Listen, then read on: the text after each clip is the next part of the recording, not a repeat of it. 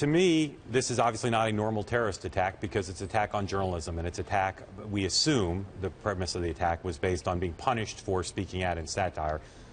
I think the world needs to speak louder than it already has because of that element of it. Well, and you know, look, if you place this in the context, it's not normal. On the other hand, you know, we've seen in the last 12 months, we've seen a number of journalists beheaded in the Middle East, not in Europe, obviously, but there's this tendency. It's the most dangerous time in the world to be a journalist, whether you're a satirist and a cartoonist, apparently, at a magazine in France, or whether you're a foreign correspondent, a photographer, or a writer covering conflict in the Middle East. We don't know yet who is responsible for this.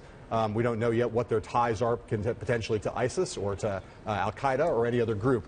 I think the fear that many people have right now is that it's going to turn out that there have been a lot of French. The French government's estimated that 1,000 French have gone to Iraq, have gone to Syria, are now coming back, have allegiances to those groups. If it turns out that those people are in some way affiliated with the conflict in the Middle East and with those groups, this is going to be a big story, not just in France, but a story around the world about about the projection of that kind of terror outside of the region. The other thing I want to learn more about is how much security they had, because part of what freaks everybody out, not just in France, the United States, around the world, about this is the notion of it could happen to you, it could happen in your office. Yes. And the reports about a security guard, I want to know more about how those guys got in the building, whether they were impeded in any way, because this is a publication that knew that it was under some threat. Well, it had been firebombed. And almost by definition, they had insufficient security. These were three guys. They were obviously heavily armed, but they seem to, based on the eyewitness accounts, have walked in relatively easy. And it's a big question, and we've faced it in this country since 9/11. How much do you harden